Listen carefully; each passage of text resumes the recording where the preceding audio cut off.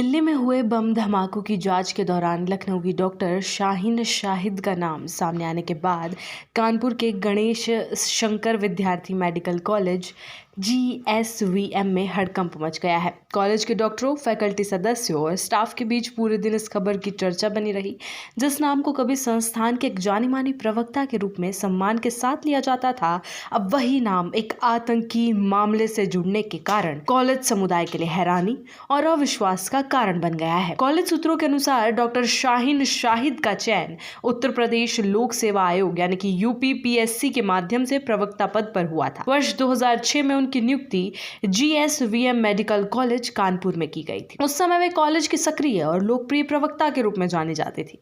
उनके सहयोगियों को कहना है कि वो पढ़ाई लिखाई में निपुण थी और छात्रों के बीच उनका अच्छा प्रभाव था, लेकिन कुछ वर्षों बाद परिस्थितियां अचानक बदल गई। जानकारी के मुताबिक वर्ष 2009 में डॉक्टर शाहीन का 6 माह के लिए तबादला कन्नौज मेडिकल कॉलेज में किया गया था। उस दौरान उन्होंने वहां कुछ समय तक सेवाएं दी, लेकिन 2013 में कॉलेज रिकॉर्ड के अनुसार वे बिना किसी औपचारिक सूचना के कार्य से अनुपस्थित हो गई। प्रशासनिक सूत्रों का कहना है कि कॉलेज ने कई बार पत्राचार कर उनसे संपर्क करने की कोशिश की, लेकिन किसी भी नोटिस का जवाब नहीं मिला। यहाँ तक कि उनके सहयोगियों ने भी निजी स्तर पर संपर्क साधने का प्रयास किया, मगर उनका कोई अता पता नहीं चल पाया। लगातार अनुपस्थित और जवाब न देने के कारण शासन स्तर पर कार्रवाई की गई और अंततः वर्ष 2021 में उन्हें सेवा से बर्खास्त कर दिया गया। कॉलेज प्रशासन ने इस कार्रवाई की पुष्टि की है।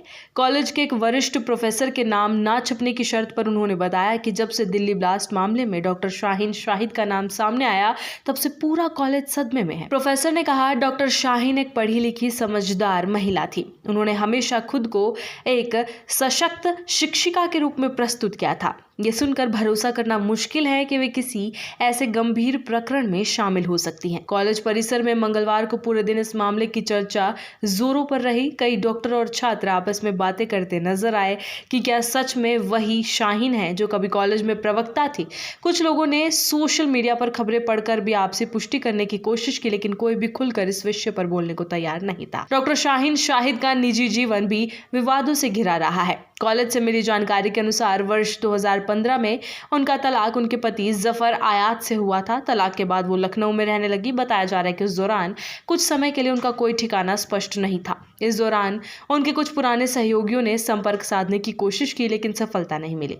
सूत्रों के अनुसार जांच एजेंसियों ने अब डॉक्टर शाहीन के पुराने रिकॉर्ड, संपर्क सूत्रों और गतिविधियों की बारीकी से जांच शुरू कर दी है। कॉलेज प्रशासन को भी शासन स्तर से निर्देश मिले हैं कि वे डॉक्टर शाहीन के कार्यकाल से संबंधित सभी दस्तावेज उपलब्ध करवाएं। इसमें उनकी नियुक्ति, उपस्थिति, तबादला और अनुशासनिक कार्रवाई से जुड़े कागजात शामिल है। कॉलेज प्रशासन ने सभी पुराने रिकॉर्ड खंगालना शुरू कर दिया है।